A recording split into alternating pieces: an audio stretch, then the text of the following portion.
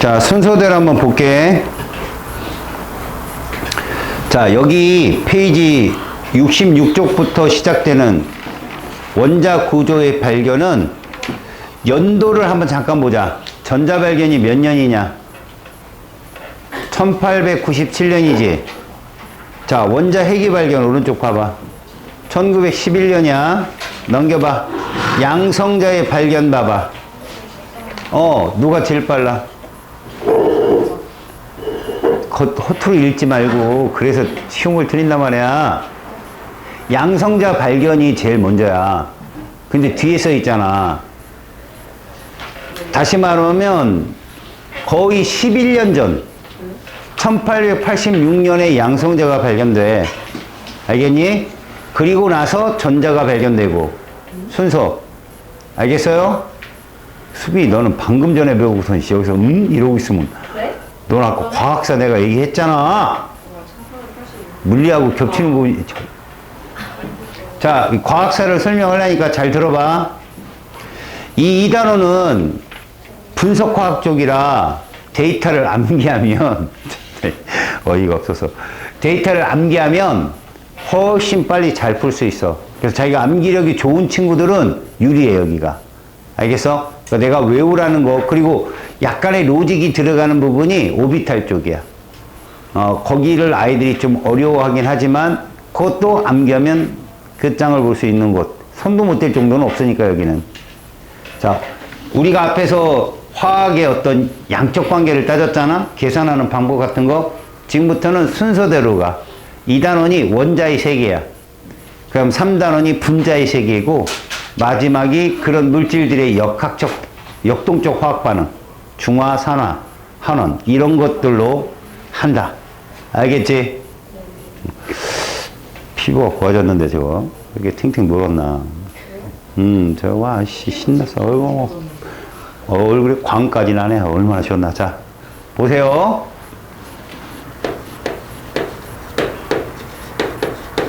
순서대로 본다면,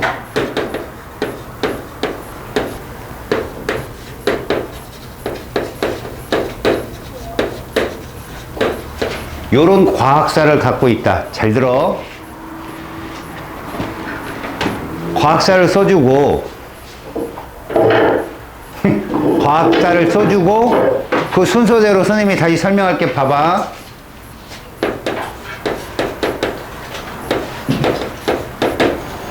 여기서 이제 실질적으로 선생님이 설명할 수 있는 건 요런 거.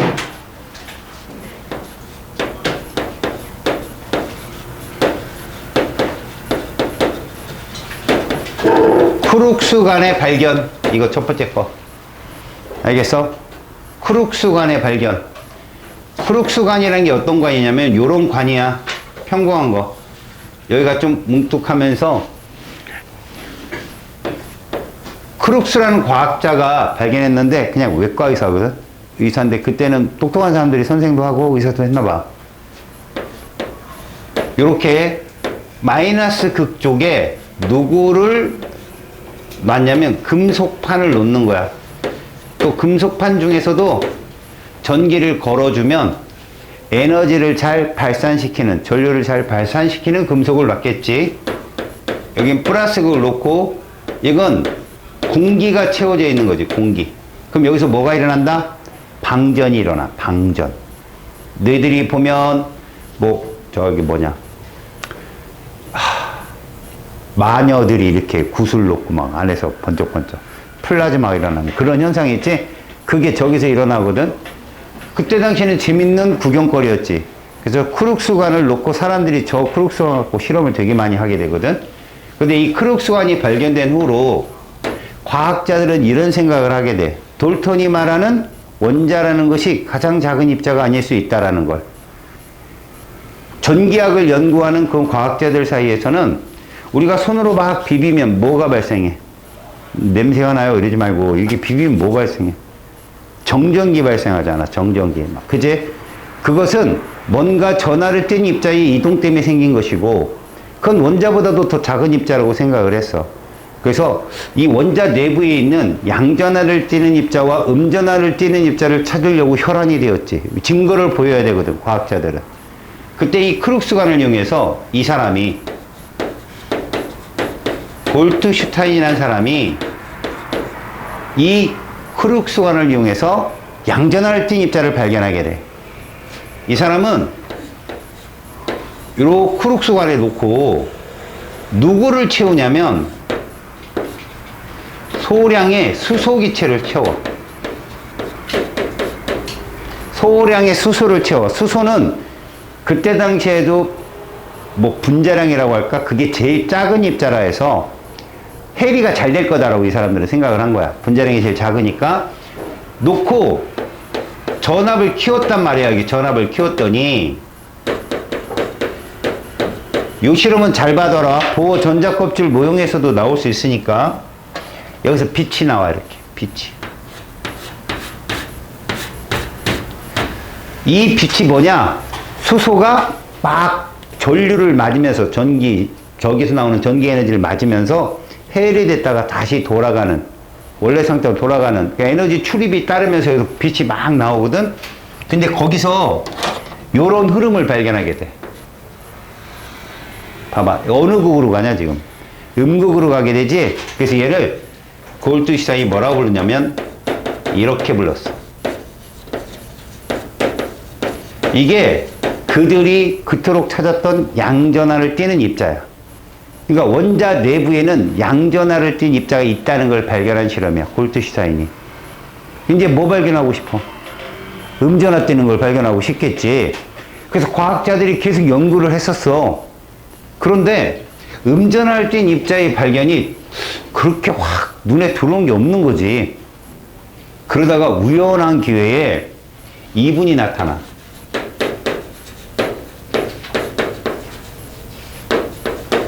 톰슨은 사실 음전하를 띤 입자를 발견하고 싶은 게 아니라 빛이 진공 상태에서도 이동할 수 있다는 걸 증명하고 싶었어. 그건 톰슨의 스승인 뉴턴의 빛이 입자라고 하는, 왜 새가 날아다니냐?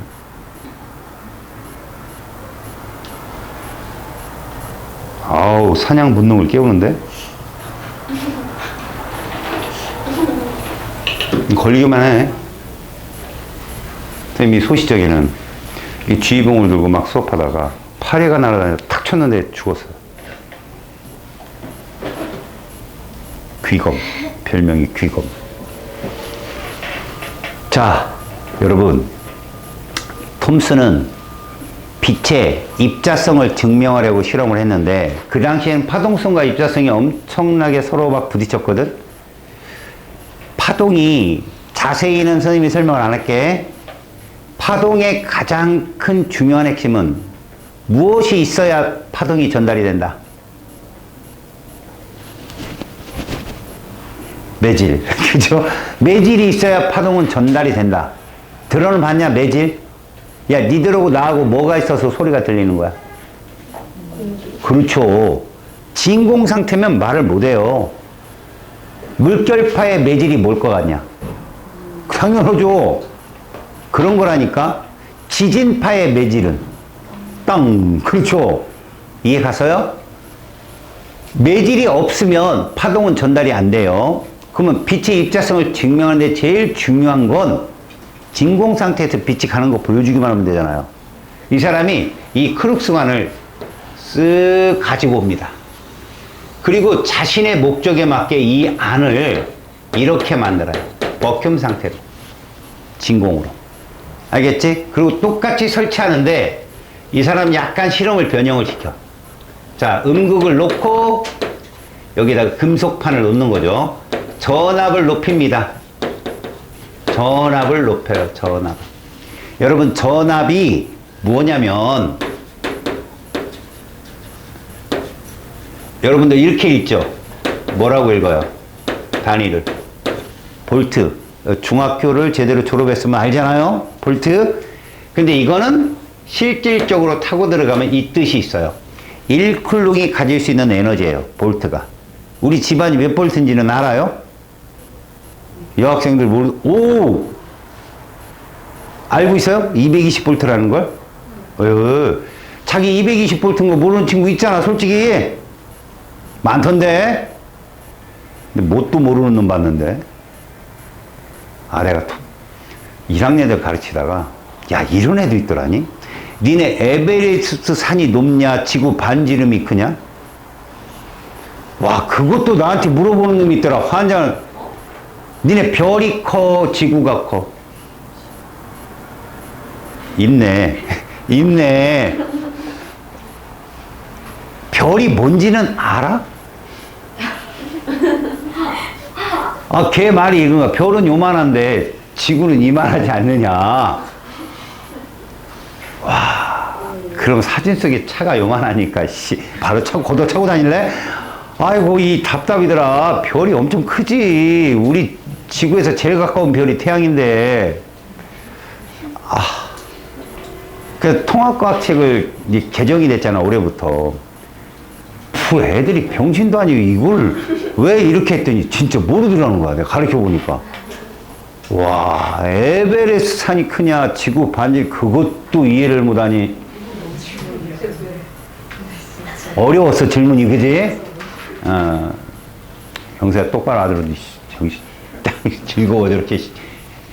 잘 봐요, 여러분. 이렇게 전기장은요, 단위가 킬로그램이 아니에요. 쿨롱이에요, 쿨롱.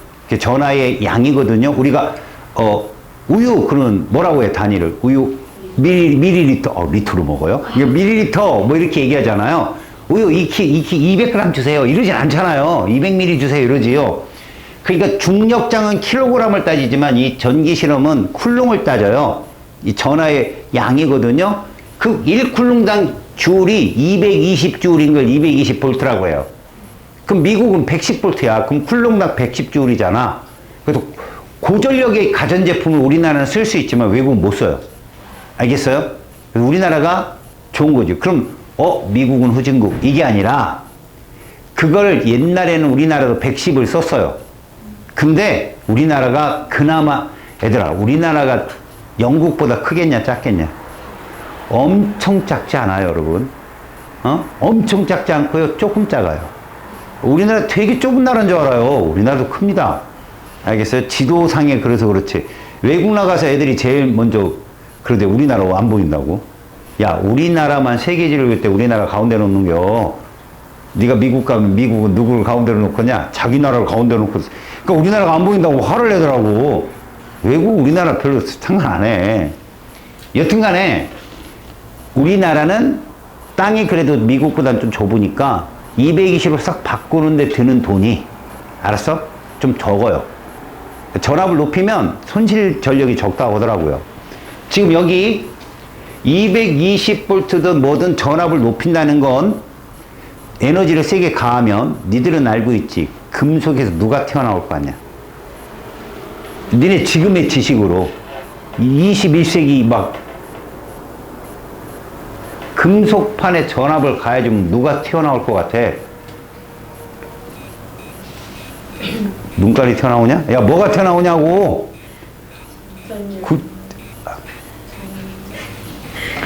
니네 둘은 아까 배웠잖아. 누굴래? 전자가 튀어나오겠지? 야, 금속에 열과 전기를 통하는 그 전자를 무슨 전자라고 부르는 줄 알아? 에베레스트. 어이, 스타. 최스타. 야, 손이 지금 제대로. 몰라서 그런 거. 자유전자라고 하지? 그 자유전자가 튀어나오는 거야, 사실은 저게. 근데 그때 당시 얘는 진공 상태에서 빛이 찍 이동하는 거. 그게 뭐든 상관없는 거야. 빛이 이동하는 거. 햇빛도 좋고 그때 후레쉬는 없었겠지만 하여튼 이 크룩스의 장난감에 빛이 나온다는 걸 안 거야. 진공에서 빛이 지나가면 빛은 입자다라는 걸 증명할 수 있잖아. 그 실험을 했단 말이야. 그리고 증명을 했어.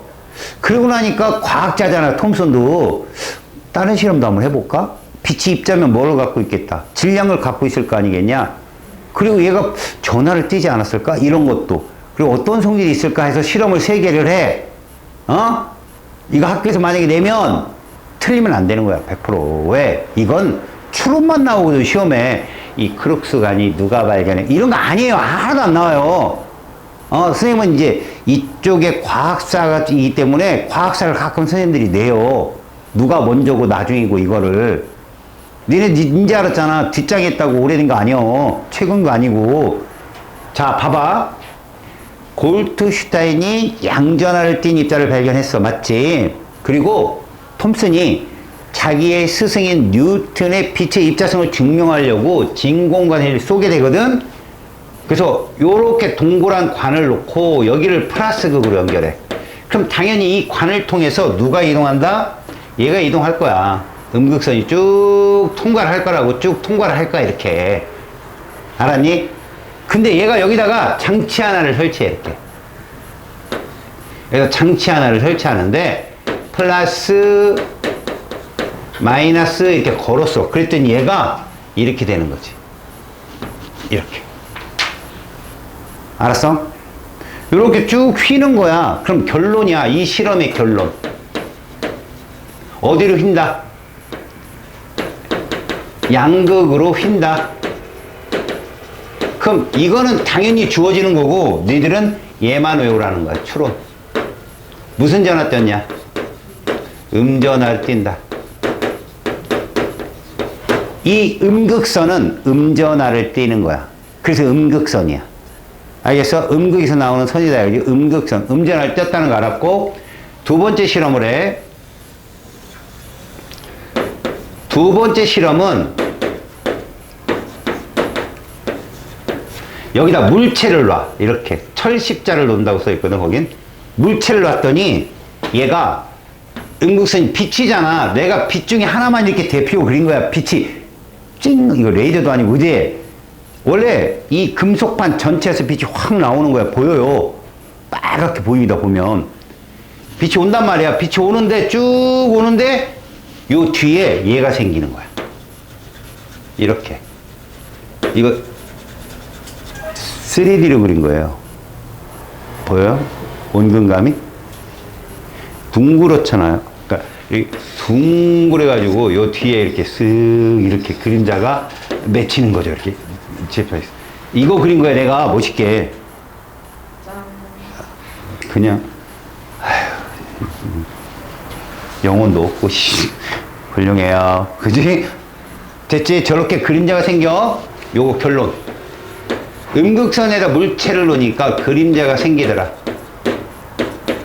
추론. 무슨 성이 있어야 그림자가 보이냐면 직진성이 있어요.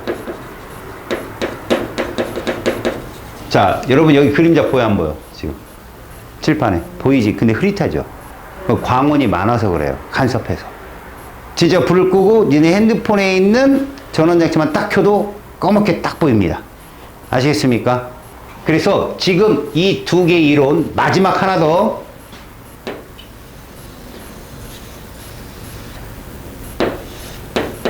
이거는 이 사람이 정말 증명하고 싶은 거였거든.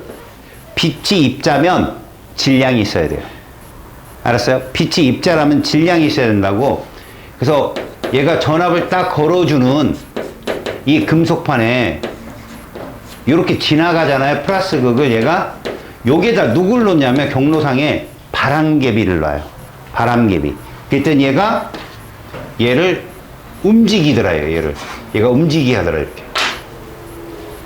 자, 이건 통합과학 시간에 여러분들이 배웠던 운동량이라는 게 있어요. 질량 곱하기 속도. MVP 이러고 외웠던 거. 움직이는 물체가 질량이 있고 그러면 운동량이라는 걸 갖게 되고 그 물체가 어디 가서 충돌을 하잖아요. 그럼 운동량 변화량이 생기죠. 그걸 충돌을 받은 물체가 갖고 간다는 얘기예요. 운동량 보존의 법칙. 알겠어요?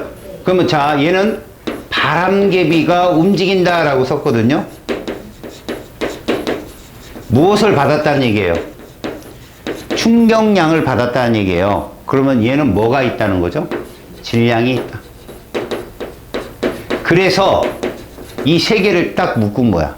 저 음극선이라는 애는 음전화를 떴고 직진하는 물질이며 뭐한다? 질량도 갖고 있다 해가지고 이 사람이 질량 대 전하량까지 구해요. 이 사람이 이런 쪽으로. 그게 정확히 전하량이 얼마다는 못 구하는데 몇 대 몇인 것까지 구해요. 이 사람이. 알겠어요? 그래서 이 사람은 돌턴의 원자론이 이거잖아요. 돌턴은 이거.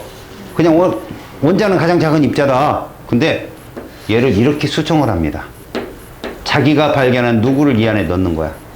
전자를 넣었어요. 근데 원자는 전기적으로 중성이잖아요. 그래서 누가 발견한?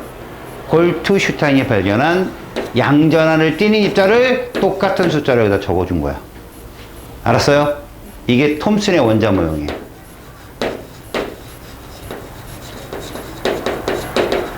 자, 여기서부터 물리학자들이 바빠집니다, 이제. 과학의 기술이 발달하고 막 그러다 보니까 실제로 전자의 질량까지 재는 사람이 나와요. 밀리컨이라는 사람인데, 미국 사람이에요, 이 사람이. 뭐 최첨단 장비가 있었던 게 아니라 분무기 하나로 측정을 합니다. 전기장을 걸어놓고요, 분무기 칙칙 불어요.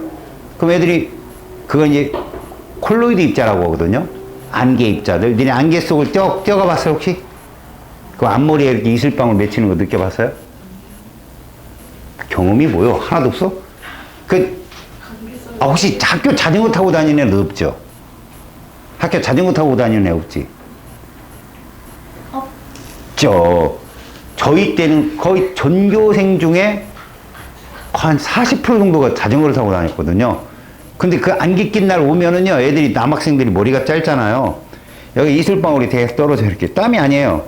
그 콜로이드 입자예요. 안개가 이제 오면서 물방울 맺히는 거죠. 얘를 칙칙 분무기를 뿌리면 그 중에 입자들 일부 중에 그 어느 정도가 떠 있어요, 이렇게. 그럼 뭐죠, 그건? 중력과 뭐가? 전기력이 평형을 이룬 거죠. 그걸 통해서 구해요, 질량을. 이 사람이. 알겠어요? 그 질량을 구하고 실질적으로 전하까지 구합니다. 그리고 원자량도 사람들이 가상적으로 구하기 시작해요. 근데 이 전자의 질량이 터무니없이 작은 거야. 그러면 전체 질량은 얘가 다 차지하는 것인가? 라고 알게 되는 거죠. 근데 전하량을 비교해 보니까 전자의 숫자만큼 양전할 때 입자가 있어야 되잖아요. 그렇게 질량을 빼고도 남는 거야, 항상. 반 이상이 남어. 그럼 여기는 분명히 전자를 제외한 뭔가 입자들이 존재하는구나 알게 되죠. 근데 알게 되면 뭐합니까? 증명해야 되는데, 노벨상의 가장 큰, 과학에서 행사하는 노벨상의 가장 큰 의의가 뭔 줄 알아요? 증명된 이론만 노벨상을 줘요. 증명된 것만. 알겠어요? 그러니까 증명을 하고 싶었던 거지. 근데 기술이 발달이 안 됐는데, 여기에서 봐요. 얘가 나와요.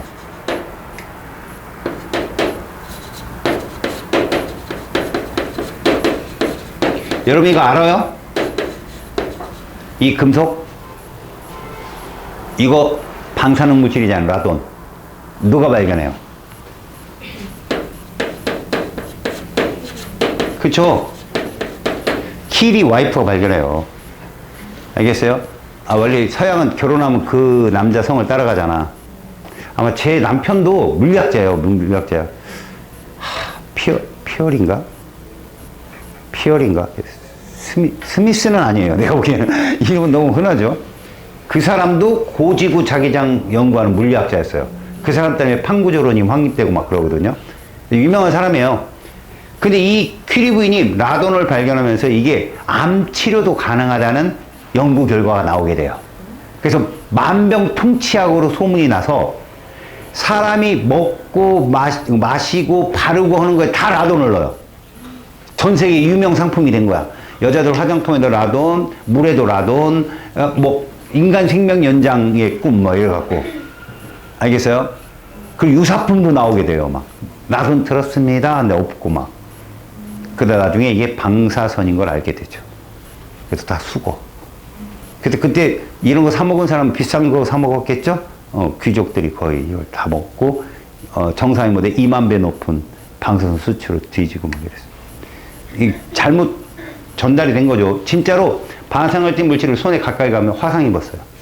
에너지가 많이 나와서 신이 주신 뭐 돌멩이다 뭐 이래갖고 소문이 잘못 나서 난리가 아니었어요. 근데 이 방사선이 그냥 흘려 들으세요. 세 개가 있어요. 알파, 베타, 감마가.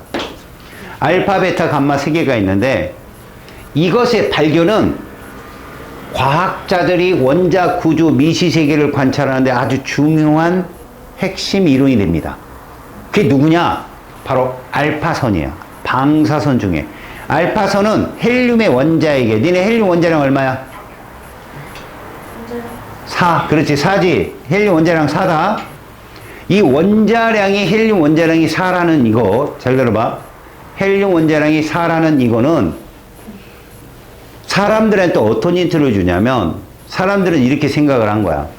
질량이 어마무시하게 작은 전자들은 원자 내부에 흩어져 있다고 생각을 했어.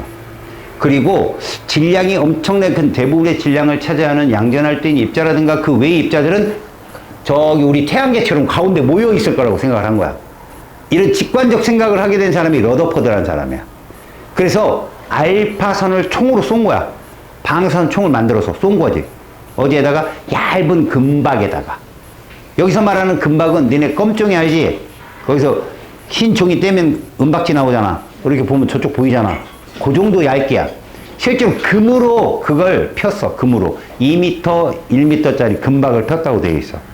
이쪽 저쪽에 보이는 정도로. 그러면 얇게. 그리고 거기다 방사선총을 쏜 거지. 그리고 검출기를 건너편에 놓고 검출을 하기 시작한 거야. 알겠니? 그렇게 하면 이 사람들이 그걸 통해서 뭘 알아내려고 했냐면 헬륨의 원자핵 알파선은 전자는 그냥 뚫고 지나가. 니네가 집에 가는데 뭐 얼굴에 뭐 이렇게 날리고 뭐요? 공기지? 공기 때문에 힘들어서 집에 가기 어렵고 그러진 않잖아. 그 정도로 헬륨의 원자핵은 전자 정도의 것들은 그냥 치고 갈 정도의 세기였다고. 근데 누구랑 만나면? 분명히 플러스 전하를 띤 입자재랑 만나면 얘가 휘어지거나 같은 양전하니까 휘어지거나 튀어나올 거라고 생각을 한 거지. 러더퍼드는. 그래서 방사선의 발견은 네 번째. 여기가 톰슨이 와야지. 3번 빼먹고 그냥 5번은 넘어갈게. 3번은 톰슨의 발견이야. 러더퍼드. 알파 입자 산란 실험을 유도하게 돼. 방사선이야, 방사선. 방사선이 발견된 뒤로 1900년 초에. 알겠어? 알파 입자 누구라고 그랬어? 방사선의 일종이고, 얜 누구? 2번 헬륨 4짜리 원자 핵이야. 양전활딘. 알겠지? 얘를 쏘게 돼. 방사선 총을 쏘게 되면 어디에다 쏜다고? 금속 박에다가 쏜다. 얇은 호일이라고 보면 돼. 그리고 그 뒤에 뭐를 설치한 거야? 이렇게 형광 스크린을 설치한 거야. 형광 스크린. 요렇게. 그러면 알파선 대부분은 맞고 갈 거야. 이렇게. 대부분은 뚫고 지나갈 거라고. 근데 극히 일부가 어떻게 될 것이다?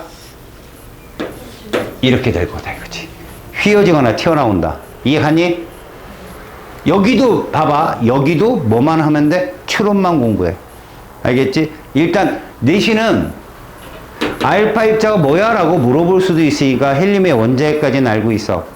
알겠지? 그러면 이제 우리가 말하는 게 이제 결과지. 결과.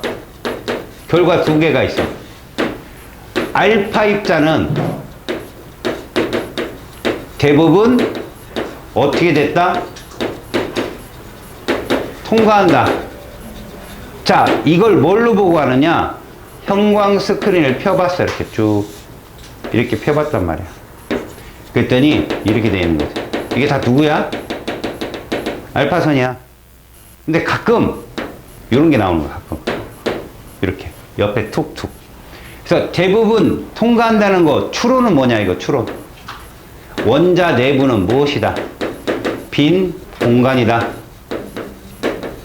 자, 빈 공간이지만 누가 존재한다? 전자가 존재하는 거지. 걔가 주위를 어슬렁거리고 있다. 놀라 빨리 돌고 있다. 이렇게 생각하자. 두 번째, 극히 일부의 알파 입자는 휘어지거나 튀어나온다. 이것의 추론만 외워라. 자, 원자 내부에는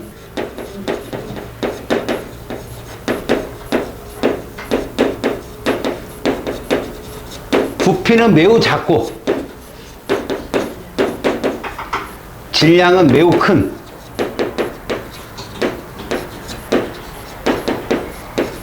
입자가 존재한다.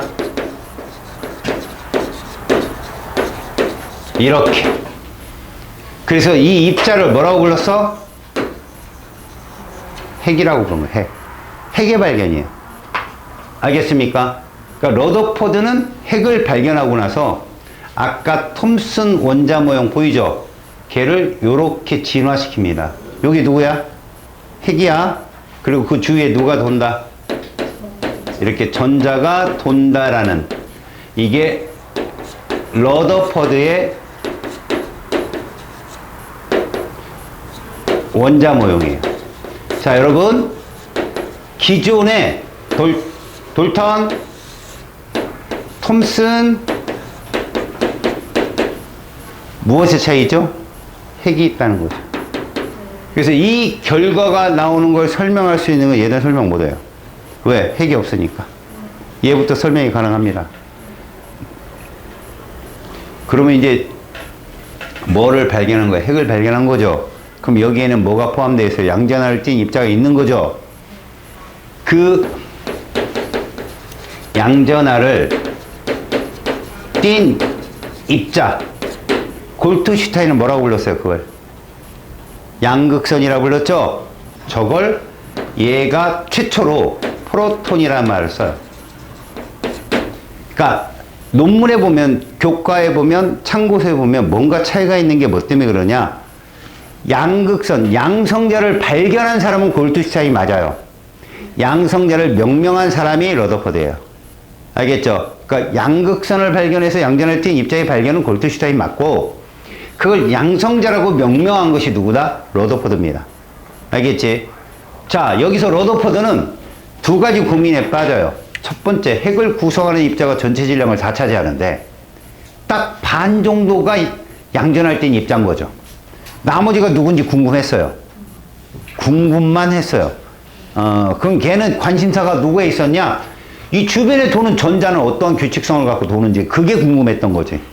근데 이제 약간 그 지식이 좀 딸리고 수학이 딸려갖고 얘가 그냥 궁금만 했어요. 연구도 많이 했는데 결과는 못 내고 그냥 핵으로부터 가장 멀리, 가장 가까이 있던 전자의 거리가 어느 정도 되면 이 정도는 성공을 했대요. 그 사람도. 자, 그런데 이러고선 과학자들은 또 누구한테 관심이 쏠리겠냐? 양성자 말고 하나 있는 놈이 있을 거 아니야? 생각을 해봐. 양전할 땐 입자가 그 작은 공간에 모여 있으려면 서로 뭐 할까? 예은아, 너를 한 10명 정도를 서로 묶어서 이렇게 껴안고 이렇게 있으라고 해봐. 좋아? 그런 거죠. 반발이 생길 거예요, 분명히. 근데 그 이거 좀 성적 모독인가? 중간중간에 이제 이거 좀 그렇지. 이건. 또 그런 애를 이렇게 껴놓으면 이제 애들 서로가, 그죠? 아사모사 그냥, 그죠? 뭐, 아까 걔보다 낫다, 뭐 이런 식으로. 그러니까 전하를 띠지 않은 입자가 있을 거라는 상상을 한 거죠. 근데 그것도요, 여러분, 수많은 저널을 통해서 알아낸 거야. 누가? 체두이라는 사람이 퀴리 집안이 다 방사선 연구만 했어요. 돈이 된다 싶어갖고. 진짜로 많이 발견도 많이 했고 저널도 많이 나왔어요. 근데 그 퀴리 사촌인가 누가 베릴륨 갖고 막 실험을 하다가 양극, 음극에도 안 끌려가는 뭐 감마선이라고 생각했어요. 얘는 감마선이 지나간다라고 생각해서 전화를 폈는데 그 실험 결과를 유독 읽어보던 체두이 보니까 이 질량이 자기가 찾던 중성자 질량하고 비슷한 거지. 그 자기가 직접 실험을 해. 크룩스관에다가 아까 이 크룩스관에다가 베릴륨을 놓고 알파선을 엄청나게 쏴. 그랬더니 음극, 양극에도 휘어지지 않는 중성자를 발견하게 돼. 체두익의 중성자 발견으로 끝. 걔는 잘 안 나옵니다. 여러분 순서 봐봐요. 크룩스관이 발견되고 골트슈타인이 나타나고 톰슨이 나타나고 러더포드고 체두익이고 그 다음에 누구냐? 바로 보어로 넘어갑니다. 바로 보어 전자 껍질 모양으로. 알겠어요? 전자의 규칙성을 그래도 한 10,000분의 1은 설명하려고 말랑한 사람 이렇게 생각하면 좋아요. 알겠어요? 그게 보어라는 사람이거든. 그러니까 보어론까지 나옵니다. 페이지 여러분 67 7쪽에 보시면 맨 꼭대기에 톰슨 원자 모형 보이죠? 아래쪽에 뭐 보여요? 러더포드 원자 모형 보이죠? 넘기면 골트슈타인의 양성자 발견 실험 잠깐 보여요. 그 다음에 중성자 발견 보여요. 러더포드 예측에 의해서 중성자가 있을 것이다. 치드윅이 그 퀴리 사촌의 저널지를 보고 이걸 다시 자기가 가지고 와서 베릴륨을 집어넣고 빡 알파선을 써가지고 찾아냈다. 뭐 이런 것들이네요. 자, 69쪽 문제 한번 풀어보시고, 원자 구조 들어가 봐봐. 여긴 다 죄다 출제가 된 유형은 죄다 알려줄게.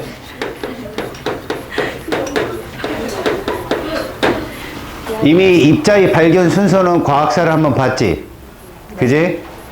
우리는 여기서 원자 구조와 크기에 대해서 볼 건데, 앞에 부분, 특히 교과에 있는 부분에 대한 내용들은 충분히 읽어라. 그 날개글로 옆에 나온 것까지 나올 수 있으니까, 내신에서는. 알았어? 그럼 꼭 교과를 한번 읽고 들어가. 원자 구조와 크기는 이렇게 보면 돼. 핵 주위에 전자가 분포되어 있다는 꼴이야.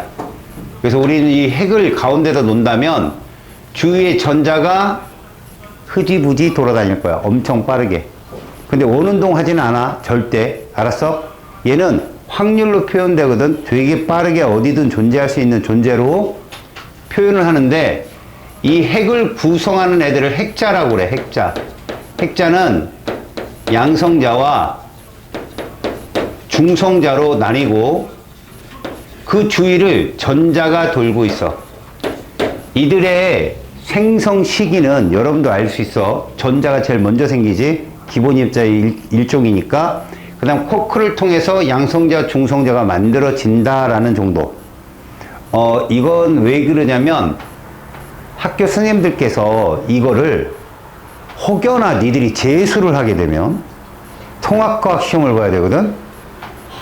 나올 수 있으니까 슬쩍 알려줄 수도 있단 말이지.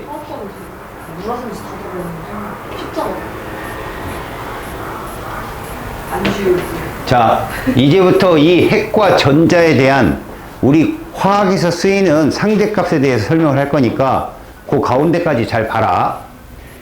핵은 교과서에서도 써 있겠지만 핵은 무시할 정도로 부피가 작은데 질량은 대부분 차지해. 그래서 실질적으로 지구만한 크기를 원자 속의 전자가 움직이는 공간이라고 잡는다면 핵은 탁구공만 하다고 생각하면 돼. 지구가 얼마나 큰지 알지, 그지? 탁구공하고 비교도 안 된다는 거. 별이 작다고 하지 말고, 알았어? 조심해라. 자, 실제 우리는 실제값하고 상대값을 구분하는데 역시 마찬가지야. 중력장적인 표현하고 전기장적인 표현으로 두 개로 나눠서 얘를 상대값을 정할 거야. 중력적인 건 요거야. 실제 한계 질량. 요거. 실제 한계 질량이 얼마냐. 얘가 요렇게 표현이 되더라 이거야. 얘가 양성자가. 근데 중성자는 요래. 니네가 보기에 누가 더 무겁냐? 중성자가 약간 더 무겁지 않는가? 네. 그치? 그러면 우리는 얘를, 이런 값들을 어떻게 비교해서 쓸 거냐? 얘를 화학에서는 이렇게 놓고 쓸 거라는 거야. 1대1로. 알겠지? 그래서 이걸 뭐라고 부른다? 이렇게 부를 거야. 니들이 말하는 원자량이라는 값이야. 근데 실제로 원자량도 가짜고 질량수도 가짜인 건 알고 있지? 네. 원자량은 좀 더 자세한 가짜. 네. 가짜는 가짜야. 유효 숫자 뭐 10자리까지 써있는. 근데 얘는 심플한 가짜. 질량수는. 그냥 한 개 한 개로 놓고 본 거니까. 네. 그럼 전자는 얼마냐? 이래. 그래서 얘는 이거야. 이 정도로 작다 해가지고 무시. 알겠어요? 무시를 할 수 있다. 그럼 이 얘기가 어디에 통하느냐? 이 말은 이런 걸로 보면 돼. 나트륨하고 나트륨 이온하고 원자량 누가 더 커? 그렇지. 그래서 이온 결합 물질의 화학식량도 원자량을 대입해서 그대로 구할 수 있는 거야. 알았니? 그러니까 저런 차이로 봐두자. 그러면 이게 중력장적인 표현이야. 됐지? 그럼 전기장적인 표현은 뭐냐? 이거야. 실제 한계 전하량. 얘는 플러스. 요렇게 봐. 근데 얘는 마이너스. 요렇게 봐. 알겠어? 그러니까 실질적으로 요 값, 이것도 뭐라 하는 애들 있더라. 요 값인데 얘는 전하를 떼지 않는다고 봐. 중성자는. 알겠지? 그래서 얘들은 상대값으로 우리가 말하는 전하 이렇게 얘기한다. 단위는 쿨롱. 자, 여기서 요걸 한번 봐봐, 얘들아. 얼마 곱하면 될까? 니네 양성자 한 개를 갖는 애가 원소 중에 누구야? 양성자 한 개를 갖는 애, 원소 중에. 수소라는 건 알지? 원자 번호가 양성자의 숫자니까 수소 원자량이 1이지. 진짜야, 가짜야? 가짜라는 거 배웠잖아, 앞에서. 진짜로 바꿔봐. 1몰은 1g이지? 1몰은 1g이야, 맞아? 몇 개? 6.02 곱하기 10의 23승계. 기억나? 기억, 1몰. 니은, 1몰의 질량. 디귿, 1몰의 개수. 기억나냐고. 요게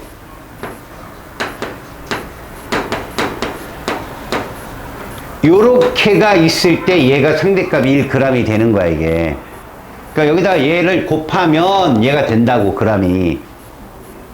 그렇게 따지면 또 어떤 놈이 이러더라. 선생님, 이거 가려면 얼마 곱해야 돼요? 이건 얘를 곱하면 돼.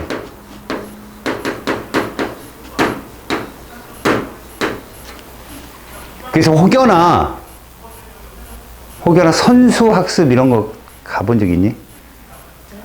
아니야.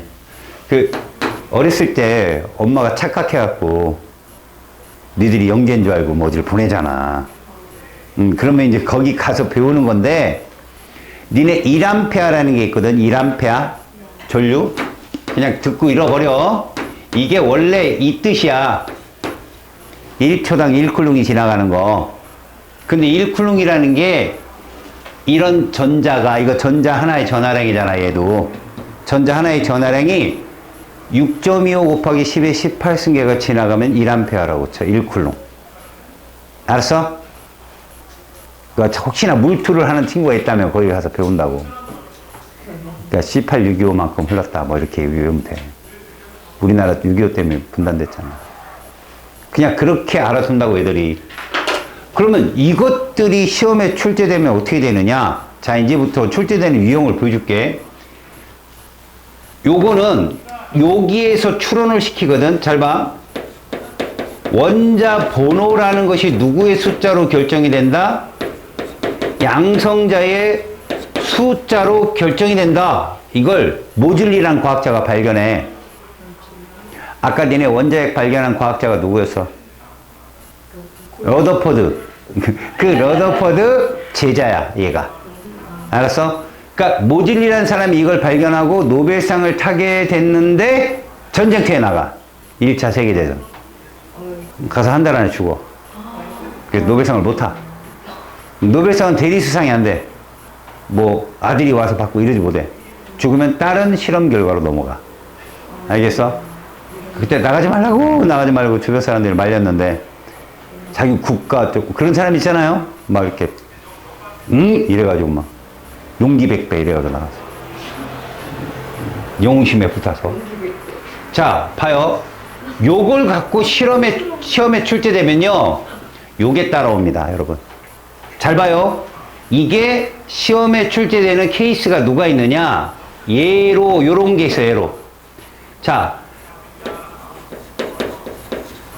원자 핵 속에 양성자 한 개가 이거다. 알겠냐? 그렇다면 이거요. 그렇다면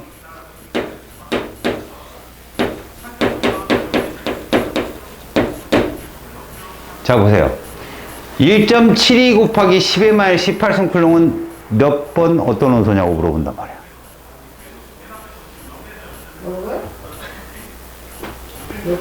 왜 안 듣고 그래요? 얘가 몇 번 원소냐고요. 양성자 하나의 전하량이 이렇다고요. 그 이거 몇 번이란 얘기예요, 이건? 1번이잖아요. 그럼 여러분들이 어떤 전하량을 줬을 때 계산하는 방법은 10단위로 끊어서 생각해 보시라고요. 1번이 이렇다면 10번은 몇일까요? 10번은 1.6 곱하기 10의 마이너스 18승 쿨롱이겠죠? 그거보다 커요, 작아요, 얘가? 크잖아요. 이해 갔어요? 그럼 여러분 20번은 누굴까요? 3.2 곱하기 10의 마이너스 18승 쿨롱이겠죠? 쌤 말이 무슨 말인지 이해 가요? 잘 보세요. 1번이 양성자 몇 개예요? 한 개잖아요. 1번이 한 개잖아요. 그럼 핵전하량이 얼마겠냐고요? 이렇게 준다고요. 그럼 10번은 양성자가 10개 아니겠어요? 그래서 10을 곱하라고요. 이거겠죠? 그럼 20번은 얼마겠냐고요? 20개니까 3.2 곱하기 10의 마이너스 18승 쿨롱이겠죠? 그럼 여러분들은 이거를 이렇게 바꿔보라고요.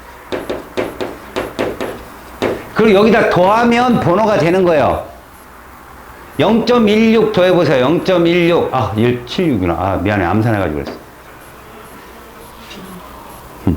이게 0.16을 여기다 더해. 0.16을 더하면 11번은 1.76 곱하기 10의 마이너스 18승 쿨롱이 되겠고, 그럼 2번을 더하려면 0.32를 더하면 되잖아요.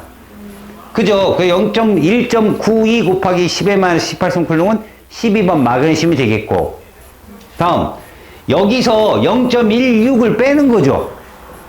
그럼 19번이 되는 거예요. 이해 갔어요? 무슨 말인지? 그 근저리 숫자만 냅니다. 시험에 항상. 알겠어요? 여기서 한 문제가 나와요. 알겠죠? 두 번째입니다. 두 번째는요. 전기적으로 원자는 누구 숫자랑 같아야 돼, 이게? 전자의 숫자랑 같아야 되잖아요.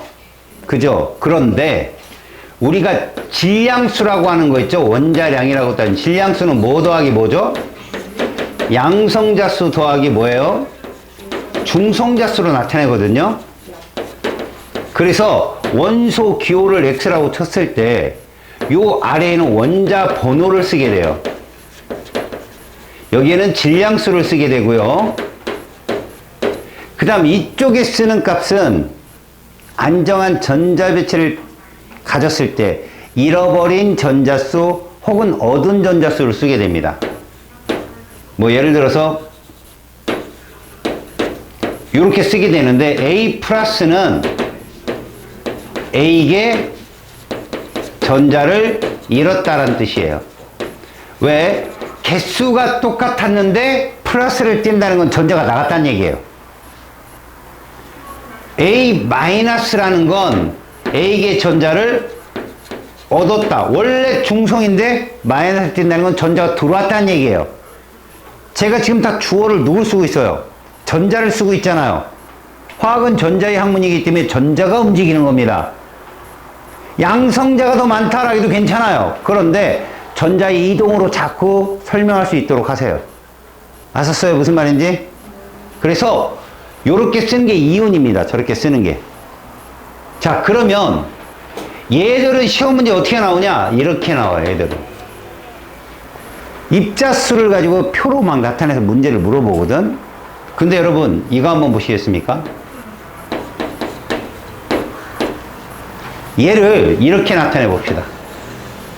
원그래프로 양성자, 전자, 중성자로 나타내 봐요. 몇 개, 몇 개, 몇 개입니까? 양성자 몇 개? 전자는? 중성자는? 이렇게 나타낼 수 있어요? 다시요. 몇 개, 몇 개 나타낼 수 있어요? 이해 갔어요? 이게 얼마일까요? 원자량. 짝수는 곱하기 2만 하라고 했죠. 알겠습니까? 홀수는요. 곱하기 2 한 다음에 더하기 1을 하면 돼요. 그러면 질량수가 대충 나와요. 근데 이건 주어지니까 쓰세요. 이렇게 해요. 이걸로 뭘 알았어요? 원자 번호보다 2배 수의 질량, 원자량을 질량수를 갖는 아이들은 1대1대1이에요, 다. 아시겠습니까? 1대1대1이 된다라는 걸 보여주는 거죠. 그 다음, 이제 19번, 19짜리 플로린. 9번이 되겠죠. 얘를 한번 써보세요. 어떻게 쓸래요? 9, 9, 10이라고 쓸 수 있어요? 여러분, 10이 뭘까요? 중성자죠. 원자는 반드시 이 둘은 같아야 돼요. 만약에 하나 다른 게 있다면 그건 누구라고요? 중성자입니다. 자, 요거 한번 써보세요, 여러분.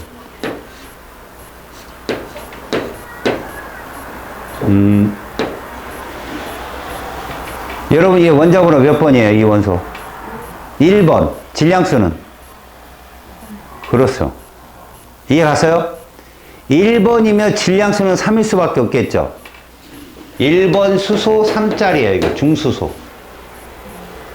그렇다면 이런 경우도 있겠죠. 몇 번? 2번 헬륨 몇 짜리? 그렇죠. 2번 헬륨 3짜리예요. 질량수 같을 수도 있습니다, 여러분. 이런 걸 동중원소라고 합니다. 여러분 안 배워요. 그냥 이렇게 이럴 수도 있다라는 거죠.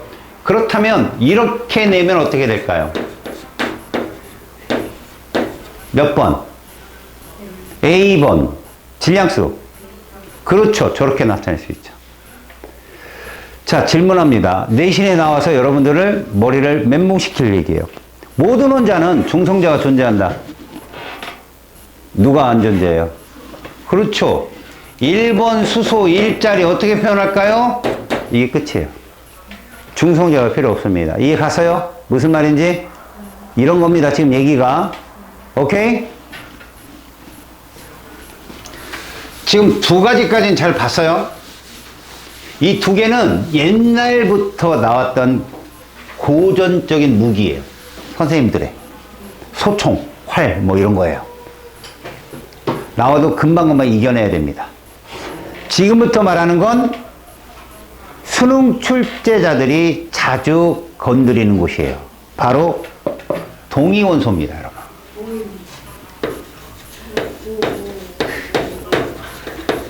자, 동위원소와 평균 원자량이다. 여기가 수능에도 자주 나오고 모의고사에서는 아주 자세히 나오겠죠. 근데 나오는 애들이 정해져 있어요. 어떻게 하면 될까요? 외우세요. 여기 등장하는 애들이 4개가 나오거든요. 외워버리세요. 그럼 돼요. 자, 동위원소에 대한 설명을 해볼게요, 먼저. 동위원소가 뭐냐? 자, 원자 번호가 동일합니다.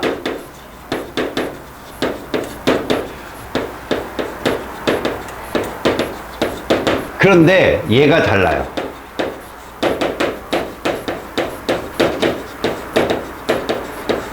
이 두 문장을 추론하세요. 원자 번호가 동일하다는 건 얘가 똑같다는 얘기죠. 배웠잖아, 방금 전에. 그럼 전기적으로 중성이 되려면 누구 숫자도 같냐? 그렇죠. 화학이 뭐의 학문이라고 했어? 전자. 낙서하지 마. 그래서 화학적 성질도 동일해. 이해 갔어? 지금 얘기가? 다시. 질량수가 다르다는 건 양성자수 더하기 중성자수 중에 누가 다르다는 얘기야? 얘가 다르다는 얘기야.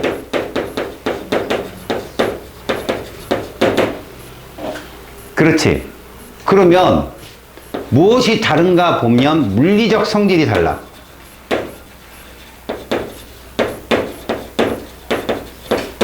여기서 물리적 성질이라는 건 입자와 입자 간의 인력을 뜻하는 거거든. 분자들, 특히 분자들 간의 인력을 측정하는 척도가 뭐냐? 녹는점 끓는 점이야.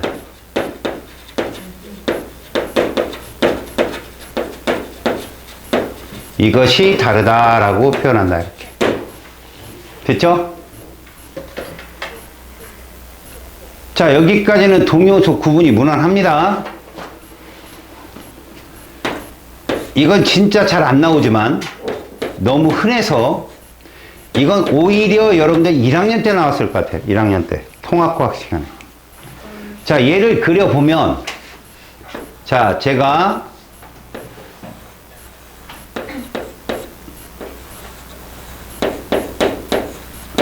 원자 핵을 그린 거야. 자, 진한 거하고 하얀 거하고 누가 양성자야? 그렇죠.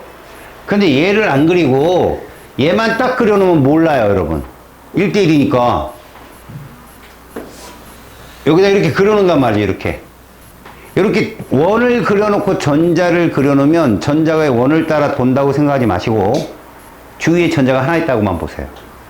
도는 거 없으니까. 돈지는 못해요, 여러분.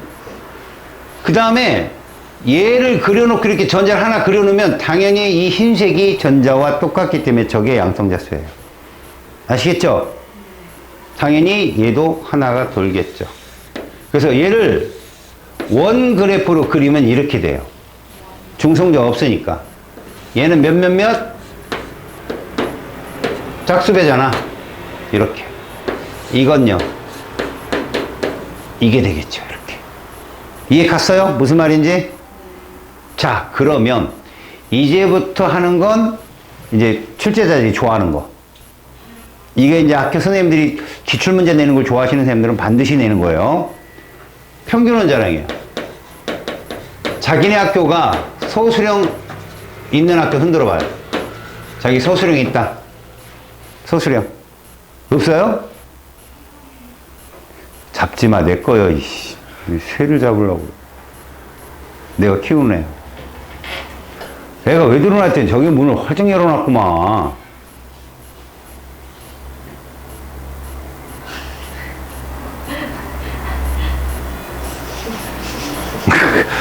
아, 세율이 눈치 없어, 아주. 미스오더, 씨. 이렇게 하면 이렇게 톡톡 눈빛을 보내면, 확 일어나서 싹, 뭐 이런, 같이 움직이면 똑같이 같이. 자. 에리나, 너 집에서 몇째야? 첫째요. 니네 집은 화목해서 좋겠다. 자, 얘들아, 평균원 자량이라는 게 무슨 얘기냐면, 대부분의 원자들은 말이다, 대표 원자량 값이 있어. 걔가 99.9%야. 근데, 동위 원소가 상대방 하나를 무시할 수 없을 정도의 크기를 갖는 애들이 간혹 존재해. 그 애들이 니네가 외워야 될 애들이야. 그 첫 번째가 누구냐면 얘야. 17번 염소 35짜리. 17번 염소 37짜리야. 자, 얘는 양성자수 똑같고 전자수 동일하지. 중성자수가 얘는 몇 개다? 18개. 얘는 20개잖아. 다르다고. 그러면 얘들이 자연계에 얼마 존재하느냐? 이렇게 존재해. 얘는 이렇게 존재하고. 무시할 수가 없어. 자, 그럼 쟤들의 평균 원자력을 구하는 이유가 뭐냐? 우리가 이런 걸 한번 보자. 수소와 염소가 만나서 염화수소 기체가 된다. 양쪽 관계야. 그럼 우리는 얘를 1대1대2로 반응을 합니다 라고 하는 건 무난한데, 얘들 질량비는 어떻게 되냐고 물어봤단 말이야. 질량비. 그래서 얘들을, 수소는 원자량이 1짜리가 99.99%야. 그래서 얘를 이렇게 바꾸면 분자량이 2라고 하는 데는 별 반론이 없어. 그냥 응? 오차일 확률이 거의 0.0001% 오차가 있을까 말까? 얘가 문제인 거야. Cl2가. 만약에 얘 두 개라면 Cl2 분자량은 얼마야 돼? 70일 거고, 얘 두 개라면 얼마가 되냐? 74가 되지. 근데 얘랑 또 결합할 수도 있잖아. 얘는 72야. 그래서 내가 만약에 Cl2를 2짜리 그리고 70짜리 이랬으면 얘는 72가 나와야 되거든. 이게 질량수 B야. 근데 혹여나 이게 70이 아니고 74일 수도 있고 72일 수도 있다는 얘기야. 알았냐? 그럼 오차가 발생하지. 실험이 잘못된다고. 다시 말해서 난 얘 70으로 알았는데 여기에 예를 들어서 40짜리가 있어. Cl2 40짜리. 그럼 몇 몰이야 걔는? 7분의 4몰이야. 70분의 40이니까. 근데 얘 Cl2 74라고 우리가 분자량을 인지해버리면 여기가 40g 있다면 74분의 40몰이 되는 거야. 오차가 생긴다고. 그럼 얘를 평균을 쓰는 이유는 뭐냐? 그걸 쓰면 오차가 준다고. 0이 되는 게 아니라, 오차가 0이고 확률이 100% 이게 아니라 오차가 준다고. 평균 원자량을 쓰게 되면. 그래서 얘는 평균 원자량을 쓰게 되는데 너희들 교과에는 이렇게 써 있을 거야. 얘들이 지금 3대 1이잖아. 자, 35짜리가 자연계 100 중에 75%를, 37짜리가 자연계 100 중에 25%를 차지합니다. 그래서 따져보니 얘가 나옵니다. 이런 식으로. 만약에 서술형 학교가 있다면 이거 그대로 써야 돼. 이렇게. 알았니? 아, 이건 진짜 이거 아무 상관없잖아요. 잘 봐요. 35짜리가 전체 얘를 차지하고, 37짜리가 전체 얘를 차지하고. 무난하잖아요. 이것도 35점은 나와요. 근데 옛날에 실제로 이거 틀렸다고 했어요. 융통성 괴로운. 그런 분이 있으세요. 자, 그럼 이게 이제 서술형이 아니고 우리가 이제 모의고사를 본다. 그럼 저렇게 풀면 병신 소리 듣죠. 빨리 풀어야 돼요. 빨리. 어떻게 푸느냐? 이건 내분점으로 찾는 거예요. 내분점으로. 여러분, 대표값이 몇몇이 있어요, 지금? 얘들 몇 차입니까? 2차이죠? 자, 2차인데 얘들이 몇 대 몇이라서 3대 1이면 몇 칸으로 나누죠? 전체? 그렇죠. 이렇게 4칸. 여러분, 35점이 많아요? 지금 37점이 많아요? 그럼 평균은 글로 쏠리게 돼 있어요. 그래서 3대 1 이러면 돼요. 그럼 35.5예요. 자, 실제로 한번 여러분들이 암산을 해봐요. 이것도 나오거든요. 이렇게 돼 있어요. 얘가 실제로. 얘가 20%고 얘가 80%야. 얘들 몇 차이 나요? 숫자 1 차이 나죠? 몇 칸으로 나눌래? 그럼 한 칸당 얼마야? 자, 그럼 그걸 4대 1로 끊어봐. 내분점. 이게 답이에요. 지현이 알아요? 꽁냥꽁냥거리더만. 이해가? 응? 이해가? 좋아. 이해 갔습니까? 내분점으로 찾아서 저렇게 문제를 풀면 돼요.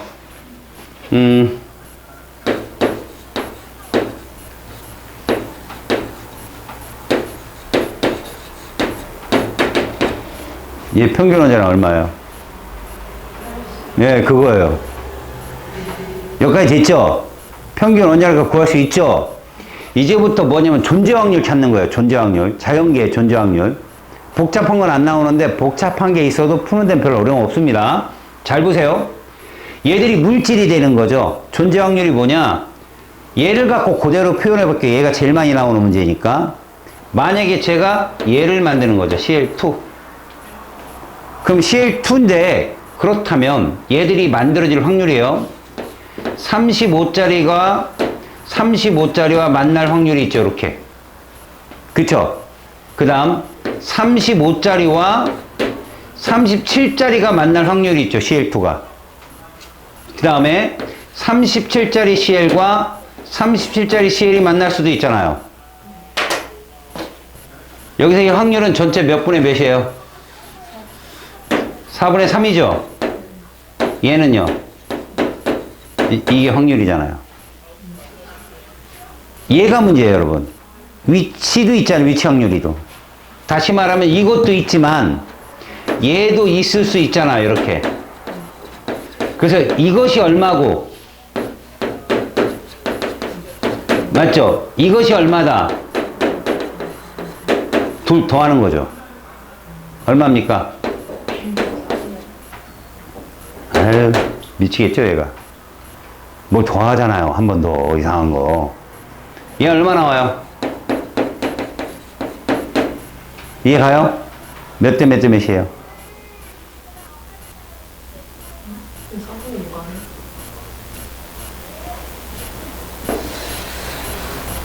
왜요? 8분의 쓱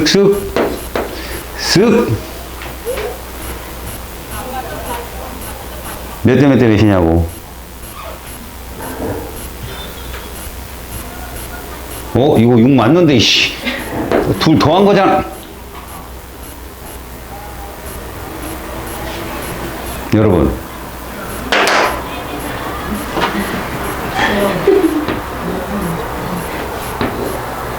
이거 아니에요?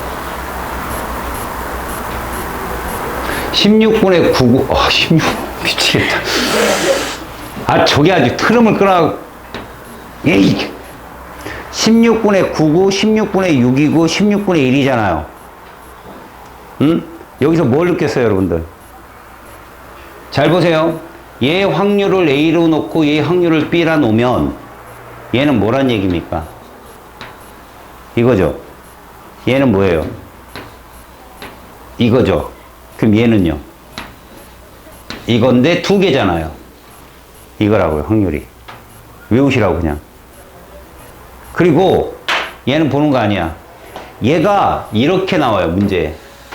잘 보세요. X2로 나와요. X2. 분자량. 주고, 여기는 상대값으로 쓰거든요. 존재비가. 그래 놓고 그래프를 그려주는데 이렇게 그려줍니다. 하나, 둘, 셋. 이렇게 그려줘요. 얘가 70, 72, 74 해놓고요. 1, 6, 9 이렇게 놓고 얘들 동위원소 몇 종류냐? X의 동위원소는 몇 종류냐라고 하는데, 여러분, 이게 두 종류 이상을 말하는 건데, 두 종류는 딱 세 종류의 분자량이 떠요. 뭐냐? 잘 봐요. 두 종류라는 건 하나가 큰이고 하나는 뭐예요? 작은 거잖아요. 원자량이 작은 게 있고 큰 게 있다, 이게 두 종류 아닙니까? 그럼 경우의 수는 작작이 있고 크크가 있잖아요.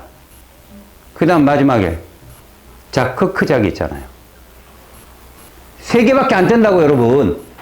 동위원소가 두 종류면 그들의 X2 화합물의 분자량은 짝짝 크크 짝크 크작, 이렇게 짝크나 크작이나 똑같을 거 아닙니까, 분자량은.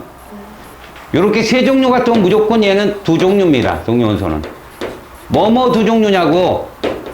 얘하고 이거 두 종류예요, 딱 무조건. 이해 갔죠? 그리고 두 번째 뭘 물어보느냐? 그렇다면 걔들은 몇 대 몇이냐는 거죠. 존재 비율이 몇 대 몇이냐? 그럼 얘는 보지 말란 말이야, 가운데 있는 건. 알았냐? 이거 누구의 제곱이야? 이건 누구의 제곱이고. 그래서 3대 1이에요. 이렇게 보라고. 알았어요? 무슨 말인지? 그러면 금방 풀어요. 예를 들어 봅니다.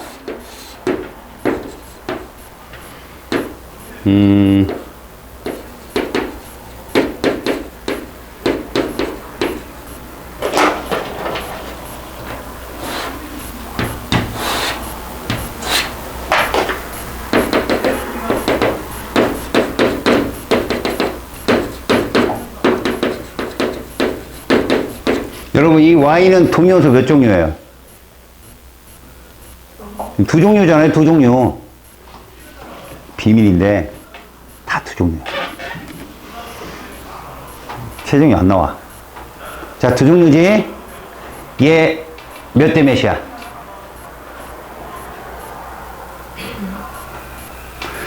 보지 말라고! 몇 대 몇이냐고! 아니, 똑같잖아! 1대1 아니요? 굳이 한다면 얘들 여기다 루트 씌웠잖아, 애들. 이거 루트 씌우면 몇 분의 몇이요? 그 2분의 1 대 2분의 1은 얼마요? 1대 1이지. 야, 짝이 얼마야? 예. 짝. 짝 아니면 쿠, 그지? 79. 크는 81. 아까 얘기한 거잖아. 여기서 붕소 다음에 여기네 브로민. 이거 응용한 거야 내가. 여러분, 얘들 작이 얼마야? 크는 이렇게 나온다고 시험에. 외워놓으라고. 푸는 요령을 멋있게 하는 게 아니라 외워버려 그냥. 그러면 돼. 졸려? 목소리 크게 해? 알겠어? 이게 나올 수 있어. 이게 말이야, 조금 확장되면 YX3로도 나올 수 있어. 이런 것으로. YX3. Y는 동요소가 없는 애고, X가 동요소는 두 종류만 있는 거지. 야, 여기가 X3로 바뀌면 몇 종류 들까? 저기 X2가 아니라 X3로 바뀌면 몇 종류 뜰까?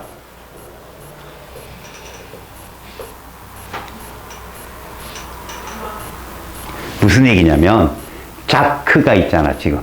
작다, 크다. 얘를 세 개를 세우면, 작작작, 크크크. 여기서 중요한 건, 아까 작작, 작, 그 다음에 여기다 크크에다가 하나씩 붙이는 것밖에 안 되거든. 그럼 경우수 하나가 더 생겨. 작작, 크 아니면 크크작. 요거 때문에 하나가 더 생긴다고. 제일 작은 건 누굴까? 작작작이야. 제일 큰 건 X3. 제일 큰 건 크크크야. 그럼 가운데 두 개는 작작크 아니면 크작작이야. 크작작 되면 작크작은 똑같은 거야 그냥. 알았냐? 이거밖에 안 뜬다고. 이게 제일 어려웠던 문제야. 그럼 니들은 확률로 이 그래프 막대기가 4개가 떴다면 확률 뭐만 보면 된다? 맨 왼쪽과 맨 오른쪽만 보라고. 가운데 두 개는 지워버리라고. 그럼 확률을 잡는다고. 걔들이 작작작 막 크크크만 있는 애들 아냐. 그 확률을 잡으면 바로 몇 대 몇이 뜬다고. 가운데 있는 거 보지 말라고. 왜? 알겠어? 이제 마지막이야. 이건 앞단원 자기가, 야, 자기네 학교가 1단원 누적인 학교 손 들어봐. 1단원 누적이래요, 저희 학교. 손 들어라. 뭘 단원 나온대요?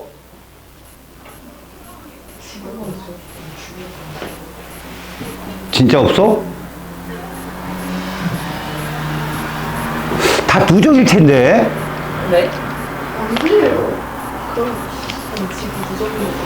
야, 페이지 74쪽으로 와봐. 페이지 74쪽. 거기에 잠깐 손만 풀고 갈게. 자료 3번에 2번 봐봐. 74쪽에 자료 3번에 1번 35짜리 37짜리 보이지? 평균 얼마? 3대 1이면 됐지? 돈 풀렸지? 35.5. 그 다음 2번 분자량 얼마 나와? 동그라미 기억 짝짝 70이지? 그러면 동그라미 디귿 크크는 74 가운데 있는 앤 니은 72지? 그럼 리을 비율 4분의 3 곱하기 4분의 3이잖아 걔는 16분의 9 그럼 니은은 16분의 3 더하기 16분의 3 하냐 16분의 6 마지막 비읍은 16분의 1 손 다 풀렸지? 자 자료 4번 봐봐 이게 여기서 가장 킬러야 승질나는 문제 손이 가요 손이 가 그래서 우리는 새우깡 문제라고 한다 얘가 많이 손질이 가야 돼자 문제를 잘 봐봐 어쨌든 염소기체를 가든 나든 채웠거든 알았니? 근데 동위원소야 애들이 그럼 뭐뭐 있다고? 짝이 있고 크가 있다는 얘기야 맞지? 자 이건 박스에 동그라미 문기를 놓치면 끝나 그리고 동그라미 문기가 나오잖아 앞으로 2단원에서 자주 볼 거거든 니들 동그라미 문기 중에 가장 마지막 문맥이 가장 빅인트야 그거만 알아두면 돼 알았어? 자 첫 번째부터 읽어볼게 가에는 35짜리 CL2 얘 분자량 얼마일까? 35짜리 CL이 두 개 있어 분자량 얼마라고? 70 그죠? 37짜리 CL2 분자량 얼마? 74 이런 애가 있다는 거야 두 개가 혼합되어 있다고 이해 갔어? 근데 그거 합쳐서 몇 몰이야? 가를 보니까 그거 합쳐서 1몰이잖아 이해가? 쟤들 야 누구 하나가 없는 거 쟤 그 얘기를 하지 아까 복사해줬지 품앗이 올 줄은 꿈도 몰랐네 그래서 둘이 책상을 붙였구나 내가 이게 친해서 붙인 줄 알고 미안하다 죽어가지고 막 붙인 줄 알았더니 그건 아니었구나 계약직이고 계약직 나이는 얘들아 염소기체 자체가 짝크가 합쳐진 거야 알겠어? 근데 그게 또 일몰이 있다는 거야 자 여기서 중요한 건 니들이 기본적으로 얘를 알아야 돼 얘들아 얘가 2분의 1몰 있으면 X원자 몇 몰이야?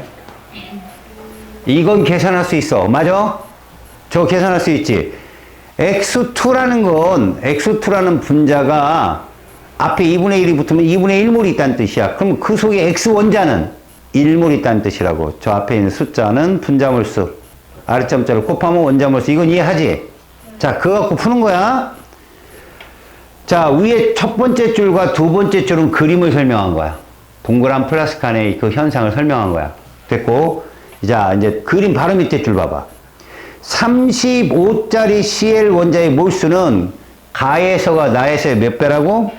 2분의 3배래 자 35짜리 CL2가 있고 37짜리 CL2가 있는데 이거 가야 여기에는 35짜리 CL과 37짜리 CL이 있는 CL2가 있는 거야 근데 얘도 몇 몰이고 1몰이고 얘도 1몰인 거지 그럼 우리는 이렇게 할 수 있다고 이렇게 이 염소기체 앞에다가 문제에서 뭐라고 했냐면 35짜리 CL의 원자 몰수가 가가 나보다 많아 적어? 많다는 거야 그럼 가에 몇 몰이냐 35짜리 CL이 1몰이 있는 거잖아 맞잖아 그럼 이 앞에 35짜리 CL이 뭐를 써야 2분의 3배가 되냐고 이 앞에 무엇을 써야 얘보다 2분의 3배 크냐고 그렇지 이거 쓰면 되잖아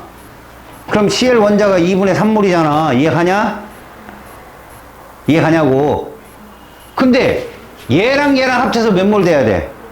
그러면 저 아래는 몇 몰 쓰면 되냐고 이거 쓰면 되잖아 4분의 1 이렇게 푼다고 그냥 에? 만약에 이쪽 유형의 문제가 나온다고 선생님들이 설레발을 치면 바로 알려줘야 돼. 최대한 빨리 푸는 스킬만 알려서 너희들 머리에 주입시켜 줄게. 이건 장난을 칠 수가 없거든. 알았냐? 저속의 입자수 양적 관계가 몇 대 몇인 것만 딱 알면 나머지 어떤 걸 응용을 하고 기억력 디귿을 바꿔도 다 맞출 수 있어. 알겠냐? 이 얘기가 지금 뭔지 알겠지? 1, 2, 3번을 한번 풀어봐 이제. 그걸 확인하고 풀어봐.